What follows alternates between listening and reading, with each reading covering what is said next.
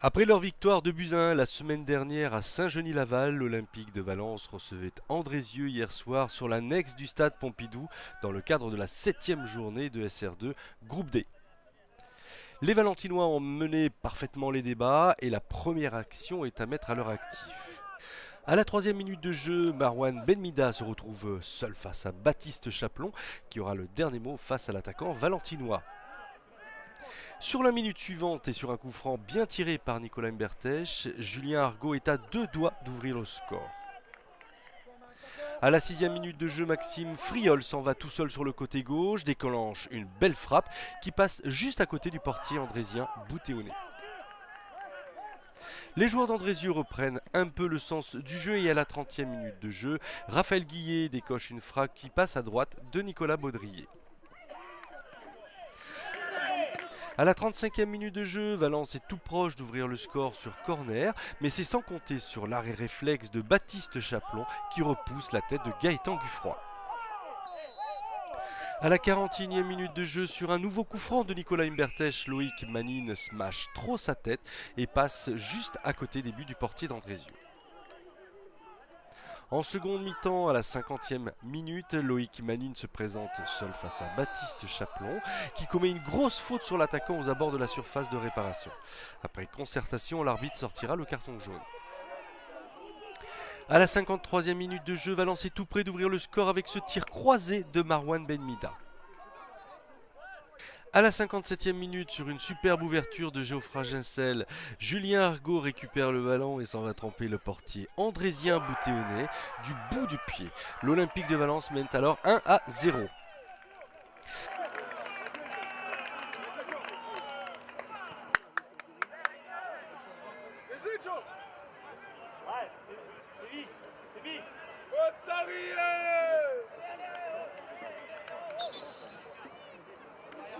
À la 76e minute de jeu, Maxime Friol s'en va tromper Baptiste Chaplon sur un superbe lob.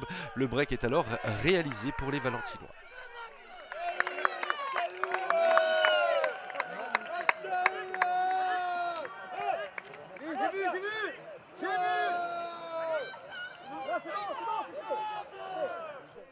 À la 81e minute de jeu, Simon Jacquet à la lutte avec Yanis Coste-Charrère tente de tromper Nicolas Baudrier sur une tête, mais c'est sans compter sur le bon réflexe de ce dernier.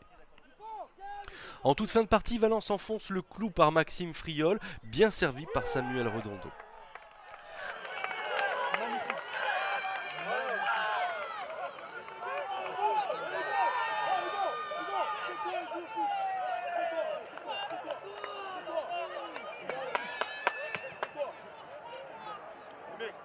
L'Olympique de Valence poursuit sa route, se situant désormais second du championnat avec 17 points, juste derrière Limonest qui reste un solide leader de ce groupe, battant hier à l'extérieur Laros Saint-Genès sur le score de 3-0.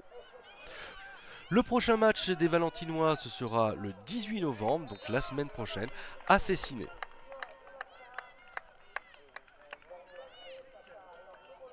Ce match a une défaite un peu sévère qui s'est décidée surtout en deuxième mi-temps.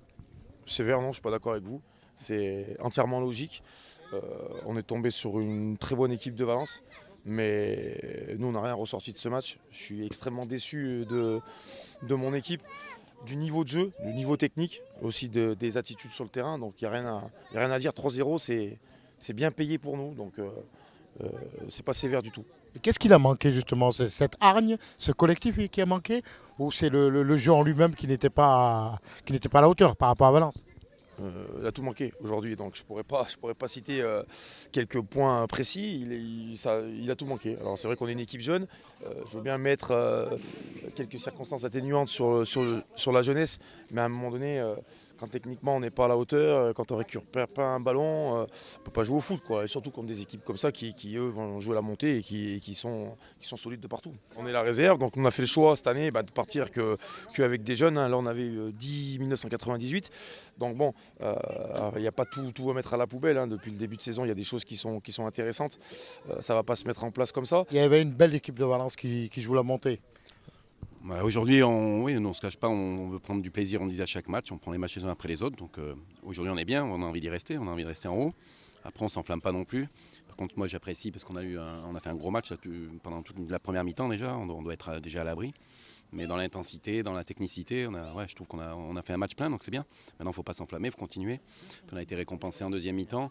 Ils peuvent se faire expulser leur gardien aussi. Donc voilà, mais on a fait un gros match, ça fait plaisir parce qu'on travaille pour ça. Et aujourd'hui, on peut féliciter les joueurs pour l'ensemble du match qu'ils ont fait. Ouais.